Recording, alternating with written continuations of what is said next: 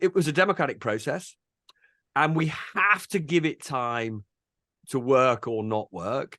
And in the end, I take the view that 20 years is a long enough period to see whether it works. Now, look, it's completely conceivable that when we get to 2036, it'll be so obvious to the British people that it's been an amazing success.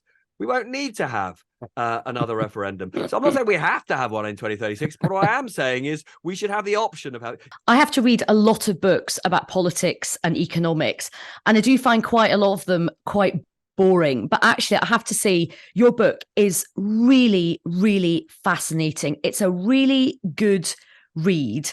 And I think what is great about it is that it's not just lots of pontificating about the diagnosis of everything. You actually have some prescription and some ideas in it as well. So I just want to begin by saying I really enjoyed your book.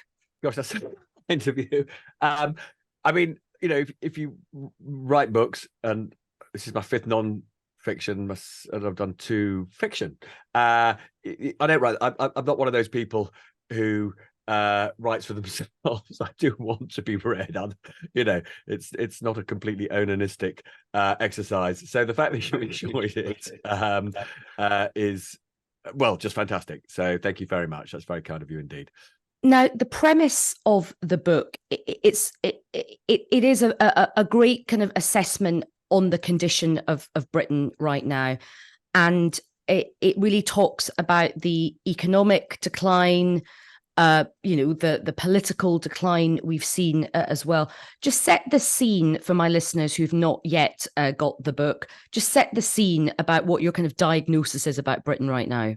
So there are 3 trends. One is low growth, low productivity, declining squeezed living standards and widening inequality. And that's the set of really big economic challenges that we face. And in a way, you know, I don't have to tell your listeners about this because they're living it, most of them. And, you know, if you are lucky enough to be somebody who owns or runs one of the digital giants, you're a multi-zillionaire. But if you are, you know, most of the rest of us, these are very challenging times, and they have been challenging times since the banking crisis of 2007-8.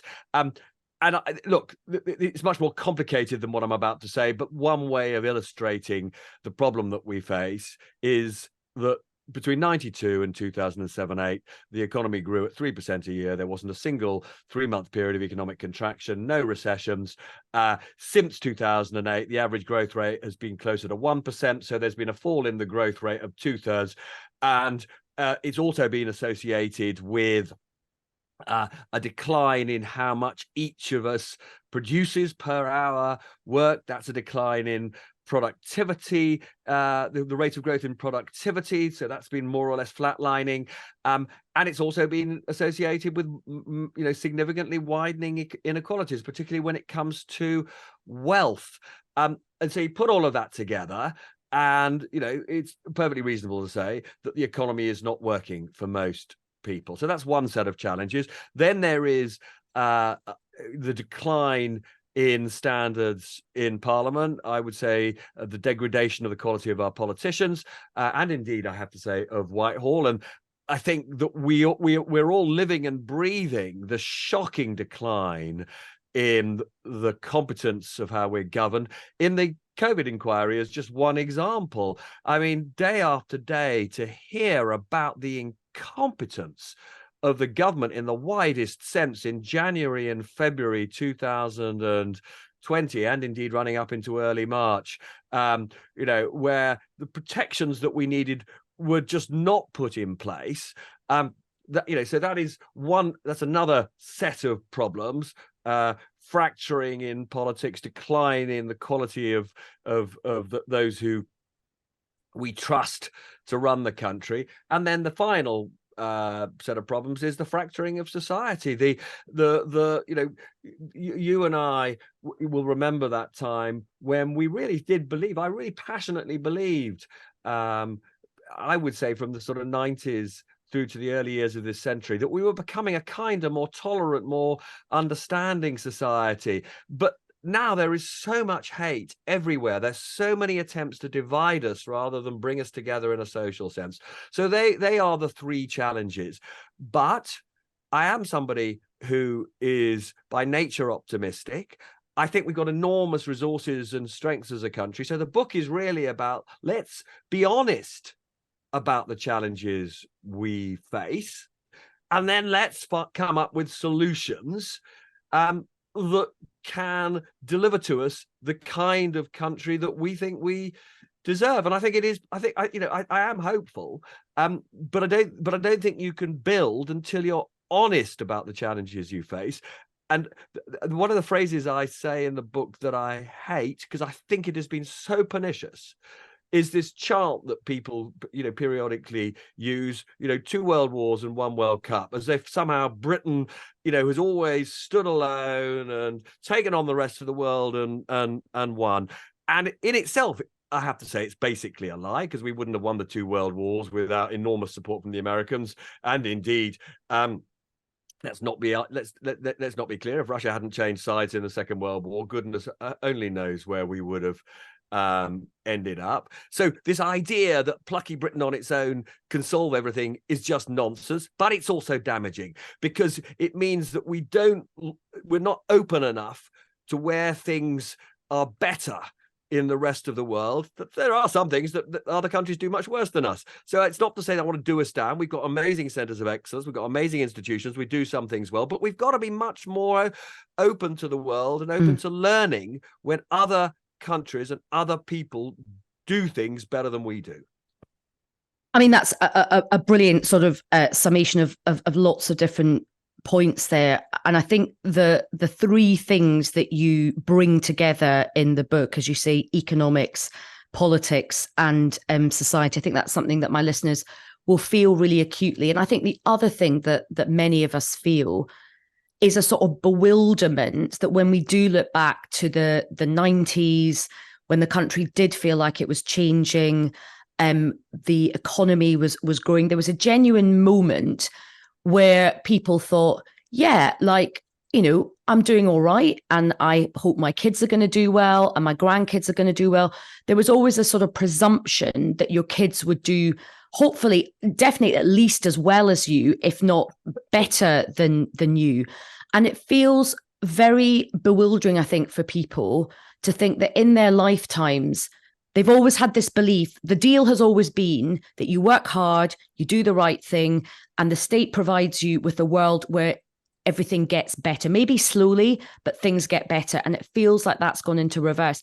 I think that's very hard for people to deal with psychologically, Robert.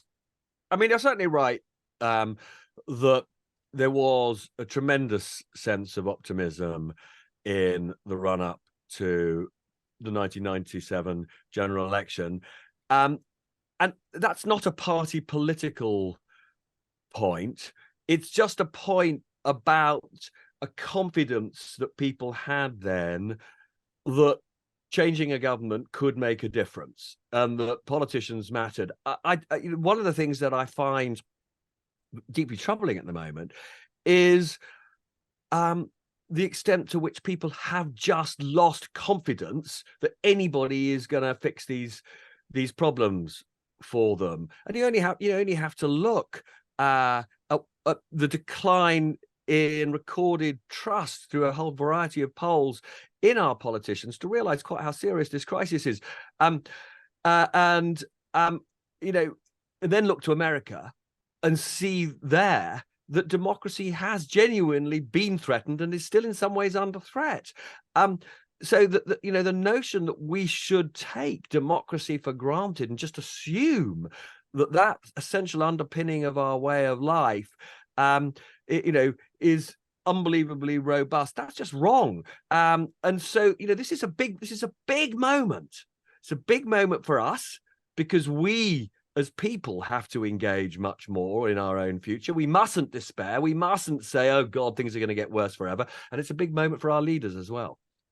So look, let's look. We've done good diagnosis about the condition of Britain, and let's look at some of your prescription. And as I said at the beginning, what I have found fascinating about this book is actually you have put forward, I would sort of say a bit of a manifesto. You've put forward a sort of Robert Peston manifesto. might thrill people, might terrify some people. But you and Kishan pose a series of very, very interesting questions which span across lots of different important aspects of public life. A couple of ideas have jumped out at me, and I just want you to some of these are quite radical ideas as well. Let's start. We've talked about the decline in the state of our politics. You've got some quite radical ideas about what you would do with politics, both with members of parliament and the House of Lords. Yeah, so I think, look, one of the problems we've got, and this is not, funny, I was talking to somebody else about this last night. It's not just the old git in me speaking that, obviously things were always better in the old days. I have lived and breathed, whether it's politics or the economy or business for decades now. And, actually, it is, in my view, unarguably the case that the quality of the people who were both in Parliament and leading, in the 80s and 90s, was higher than it is today. And I think there is an issue about, particularly when we face such incredibly complex problems. And actually, one of the reasons I'm optimistic in many ways is because I do think that we're living through an industrial revolution as a result of AI, artificial intelligence, that will make us richer. But unless we get the right kind of leadership from our governments, actually it's going to make millions and millions of people poorer for some years. And there are steps you can take to make sure that AI, artificial intelligence, the fruits of that, which will be very considerable, are shared in a fairer way and make all of us richer. And maybe we'll come back to that later. But what I am arguing in the book is a radical change in Parliament, and two sort of three big changes. One, I would actually cut the number of MPs by 2/3. I would increase their pay massively. I would increase, in a sense, the threshold. I would try and get this. I haven't actually, I'm afraid, got a particular answer for at the moment. But we do need to find a way to make sure that those who go into Parliament meet some rather higher competence threshold than is currently the case. That is quite hard to put in place. But I do think the money is too low. I do think there are too many of them. I do think the first past the post system has basically failed. We haven't exactly had effective leadership from the first past. The whole rationale for the first past the post system was it was supposed to provide a clear answer and decisive government. Well, we've had fantastically indecisive government for years and years and years now. And actually what we need is more long-term certainty. And I do therefore think election by proportional representation will give us essentially more long-term certainty. It will also mean, to be clear, because I'm also worried about extremism, that, those who are extreme, people say, oh, well, you can't have proportional representation because extremists will be elected to Parliament. Actually, I think we're in an age now where I would want extremists to have their votes count. Those extremists will not dictate the policy in government. They will almost certainly be outvoted on every occasion on anything that matters. But I do think I do think it matters that every vote counts. Okay. And so I'm not frightened about those on either extreme getting into Parliament, because I don't think they're actually going to run things. So that's one thing. Secondly, with the House of Lords, I do think we need a wholly elected House of Lords. And actually, that's not to say that I think it should become a more powerful chamber. I think it should retain, I know some people would say once it's elected, you can't stop it exercising greater powers. I don't think that's correct. I think you can write constitutional checks and balances into it so that it remains a revising chamber. And more importantly, because under my PR system for the primary house, the Commons, you would lose some of the direct link, particularly since the direct link between constituencies and representatives. I would transfer a lot of the constituency representation to those people in the House of Lords. Now, this is hugely radical stuff. I have to say, I'm not naive about it. In making a proposal like this, what I'm hoping to do is start a proper debate. I don't expect MPs to sort of, and indeed Lords, to seize this with alacrity in a matter of, months and years. But my fundamental point in making this argument is I think the time for compromise is over. The system is not working, and we have to think more radically. And if as a minimum, what I'm doing in this is at least getting people to just think a bit more courageously about how we need to fix the system, that would be a good thing. I mean, I'm so interested in, I want to move on from this in a minute, but I'm just really fascinated. I mean, the House of Lords stuff, I think a lot of people will agree with. In fact, I sat on a commission which Gordon Brown chaired for Keir Starmer. The conclusion was not a million miles away from yours on the Lords. But what I found fascinating in your book was the MPs, because you're basically saying, cut the number of MPs, as you say, from 650 to 220 and increase their salary from £90,000 a year, which to many people will feel like a king's ransom, to as much as £250,000 a year. Do you think that's just realistic in this kind of cost of living crisis for an MP to earn £250,000? Look, £250,000 is an enormous amount of money, but let's be absolutely clear. A bright young person from university can go into the city or into one of these digital companies, and they can earn considerably more than that within a very short space of time. Like Rishi Sunak. Well, like Rishi Sunak, I guess. And really, what I'm saying is, if I am right, and I think I am, that the quality of people who are going into politics has declined, then we have to recognize that part of the decline is to do with the fact that, we live, and I think this is pernicious, in a society, and this has been true for decades, where, people measure their worth in terms of what they earn. This is very much the sort of Thatcherite legacy that, the score is what you earn. And lots of, lots of young people get seduced by money. I'm not saying go into politics for money. That would, what I desperately believe is we've got to restore this sense of public service.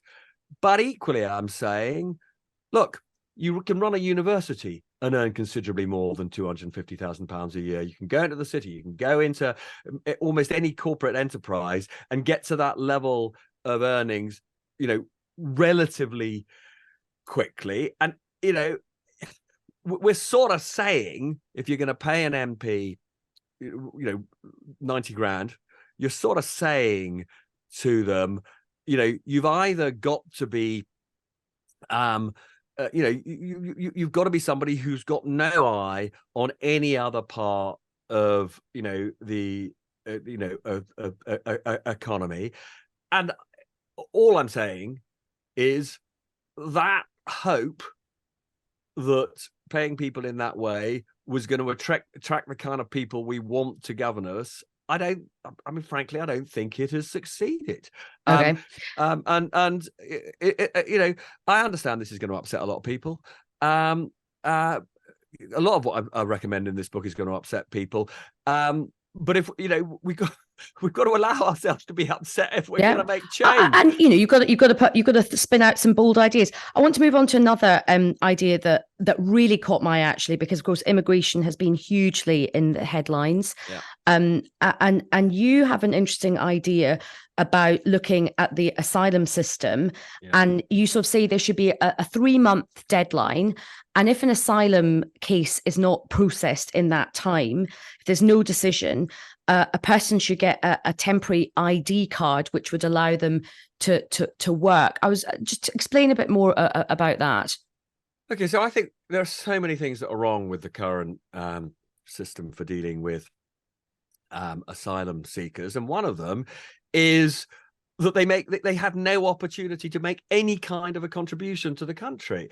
So another of the slightly of the proposals that will upset many people that I make is that all of us should carry a digital ID card, right? Because I think the time has gone where this British idea that somehow, again, we're so special. Most other countries in the world, particularly most European countries, have an ID card. We've always hated it because it goes against every idea of British freedom. But if you have particularly given the technology we've got today, if you've got a digital ID card, there is so much that we could do to improve our quality of life, whether it is essentially gathering the data and then processing it in an anonymized way that will help come up with much better medical treatment, whether it is essentially the authorities knowing in much more in real time who is actually struggling to keep afloat, who is struggling to pay the bills, who needs targeted help from the welfare system. One of the things that happened during COVID is there were these enormously generous, important schemes to bail out businesses and to keep us afloat as individuals through the furlough scheme. Actually, if we'd had a digital ID card, so much of that help could have been targeted to those in real time who actually needed it, as opposed to quite a lot of other people who, for whom, there's an expression, in this kind of economics, it's called the dead weight cost. You give money to people who don't actually need it, and a lot of that happened. So there are all sorts of reasons why gathering data and then obviously you have to put in place all sorts of protections to make sure that one's privacy is not abused if you're carrying these things around. Anyway, that is the sort of the bedrock of the proposal. But then what you do once you've got this ID card and you've got a system where basically no employer can employ you unless you can demonstrate that you are entitled to work via this ID card, what you do is you say to asylum seekers whose claims are not being processed as quickly as they should be, that yes, until their claims are definitively decided after that 3-month initial period, they can, if they can find a legitimate job, they can work. Because it is ridiculous at the moment, quite how much they're costing. Most of these people would love to be able to make a contribution to Britain through work, and at the moment they are both stateless. Because we've got this extraordinary system now where their claims aren't even being processed at the moment, because they are deemed by the law to be illegal. Right. Yeah. Now, so there's so much going on here that needs dealing with. And in particular, I just think this important point is, there are job shortages all over the place in the UK still at the moment. These people are here. We're subsidizing them. Why shouldn't they make a contribution? Okay. And I was also interested in the dedication of this book, because it kind of ties into immigration, that the dedication is for our families who came here as immigrants and, like us, believe in this country. Tell us about that. Well, look, I'm a great patriot. Kish, my younger colleague who works with me on the Peston show, is also a great patriot. But we are both from immigrant families. All my family are Ashkenazi Jews. They came over in different waves in the late 19th, early 20th century. And his are all of Indian origin. And, we love this country because it is this country that gave both us and our parents and our grandparents just incredible opportunities. And the stories of both our families are of extraordinary social mobility. My dad, it starts off in London's East End, ends up setting up an economics department at Queen Mary University, and then ends up in the House of Lords, advises assaulted governments. Kish's family, they very similar sort of story.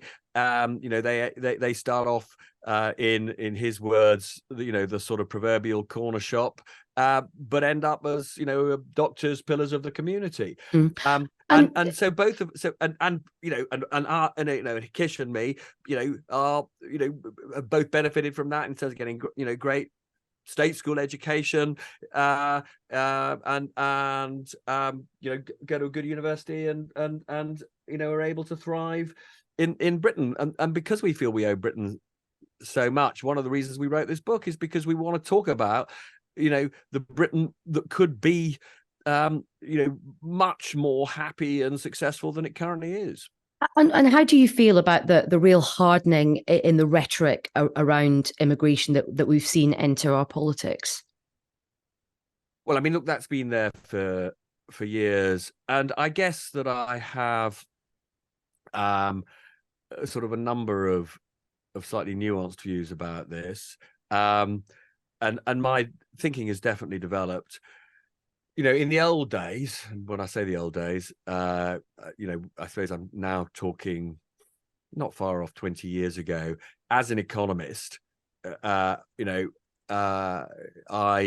would take a slightly sort of insensitive view that because there was plainly a link between freedom of movement and economic growth, and essentially um, uh, allowing businesses to source from all over the world the kind of talent that they needed. I thought that immigration was broadly a good thing. And I didn't really understand how, if you live in a community which is completely transformed by large numbers of people from a different culture just arriving, and you had no sort of say about whether your community was going to change, I can sort of see why that was unsettling to people. And it definitely wasn't racist of voters in some parts of the country whose communities had been changed by freedom of movement from the rest of the EU. It wasn't racist of those people to say, actually, I should have been asked whether I wanted my town or part of my city to change, and I wasn't, and I don't like it, and I'm now gonna vote to leave the EU. So I don't, I wrote a book at WTF which was about trying to understand why for those people, immigration was such a resonant issue. But I have to also say that the original point I made, which is allowing businesses and indeed public sector institutions, we do have a shortage of people with the skills we need in this country. And it's not an accident that even under a system put in place by the government that was supposed to exercise, to exert more control over the numbers coming to this country, it's not an accident that the numbers of people coming to this country from abroad to work has soared. And the reason for that is because all sorts of, whether it's social care, whether it's, many businesses in the private sector, if the indigenous population is not providing the people we need, they do have to come from somewhere. Now, the lesson of all of that, and again, I talk a bit about this in the book, is we have to improve our education system so that we are providing the talent indigenously that all our institutions need. But that is education reform is the work of years. I mean, we've just had a prime minister who wants to abolish A levels and replace them with this new British standard that supposedly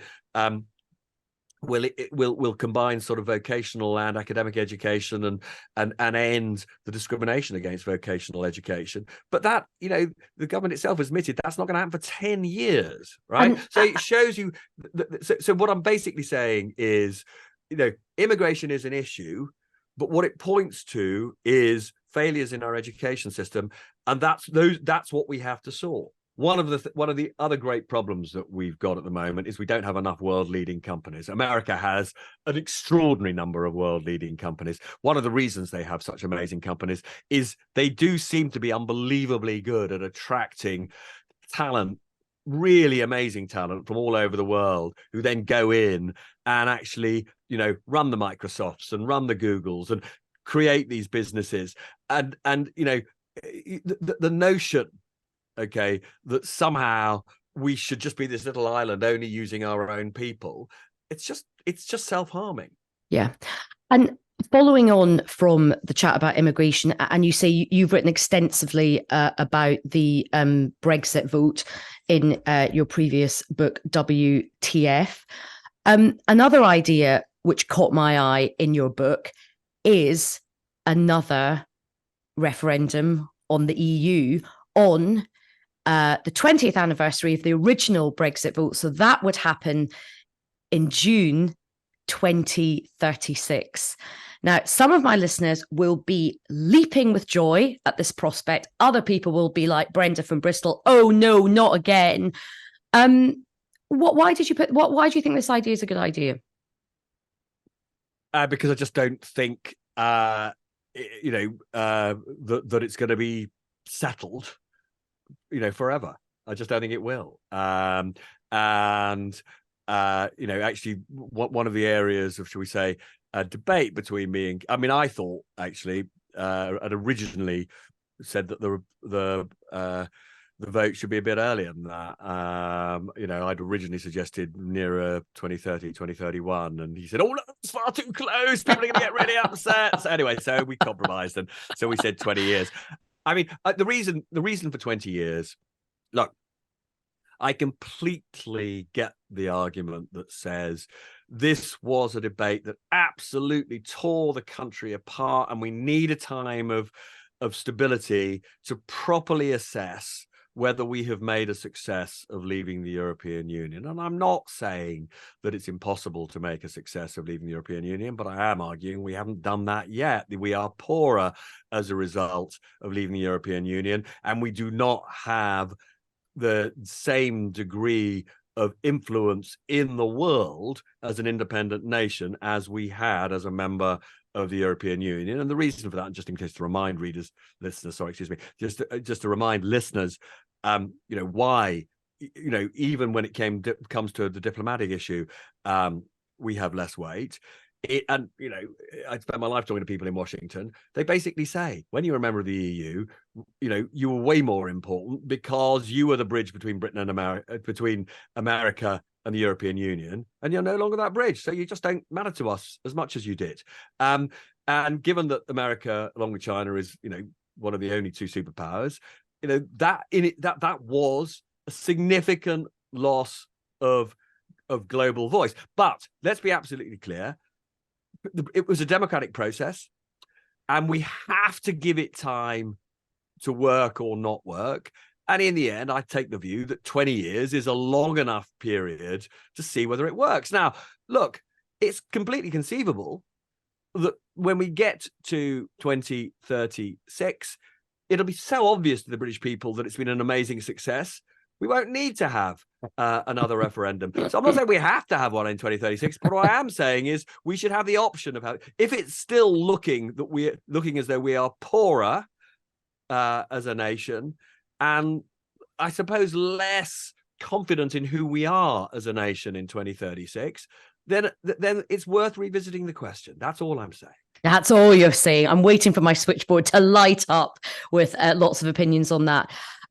Robert, we're coming to the end of our time, and it has been such a fascinating discussion. As I say, the book is really, really interesting. There's lots of food for thought in it. Just a couple of questions before I'll let you go. Look, a lot of the ideas you set out, they're big, they're bold, they take time, they take investment, they take a lot of political will. But how do you think politicians that, look at someone like Keir Starmer, there's a big chance he'll come in.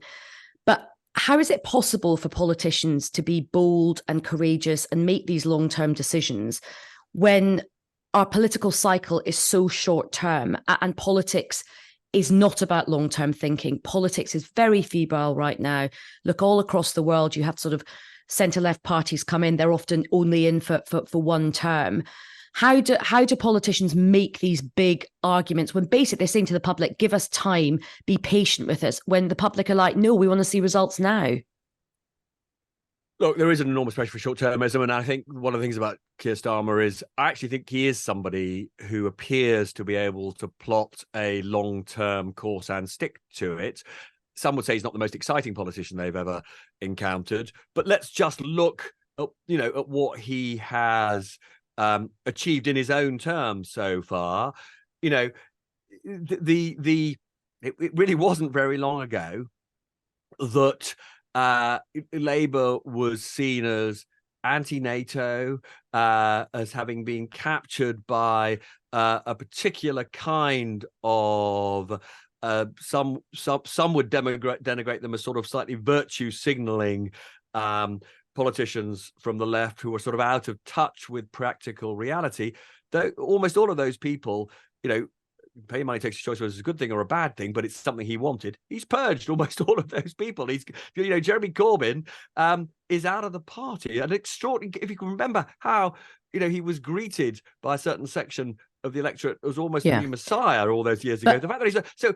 And he's he has taken that business of taking control of the party has happened way faster and in a way more ruthless way than I think almost anybody could have expected. Now, reforming a party is, as a matter of complexity and difficulty, it's obviously not as great as coming to grips with the problems of a country. But he still did it and stuck to his guns over a period of time in the face of really quite considerable pressure. And so as a starting point, you might say he seems to have the capacity to set a goal and then stick to it, however much he's buffeted. Now, okay, but let me just ask you. Let me ask a follow-up question. I asked you this at your book launch as well. Look, and I agree. He's done a very, very good job in terms of reforming the party. But reforming a party is something you have more control over than the big things that buffet leaders around, particularly geopolitics. One of his aspirations is to have the highest sustained growth in the G7. He's not wanting to pull the immigration lever, not returning to the customs union or the single market. That is very, very difficult to do. Yeah, look, at the time he announced it, I think I said publicly, I thought it was, I'm not sure I used this slightly undiplomatic language, but I think I probably said it was a very challenging target. It was a nuts target, right? I mean, because it's, a bit like, Rishi Sunak and inflation. These are things, you can't just pull a lever and get inflation to a sustainable level. You can't just pull one lever and get the growth rate up over the course of a parliament to a rate that is faster than America, which at the moment is growing at an extraordinary rate for a mature economy. So, he is going to struggle to meet that target, although as an ambition, given where I started in this conversation, we have to get the growth rate up. If we're going to do anything to fix our public services, we're going to do anything to raise living standards. It's the right ambition. But the point that I would want to make that's related to all of this, and this seems to me to be the big question, and about Keir Starmer's Labour. In 2019.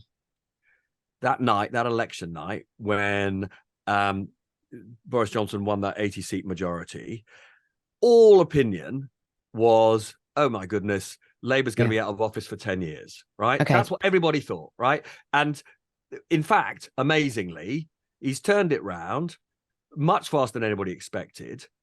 And now looks at the polls are right.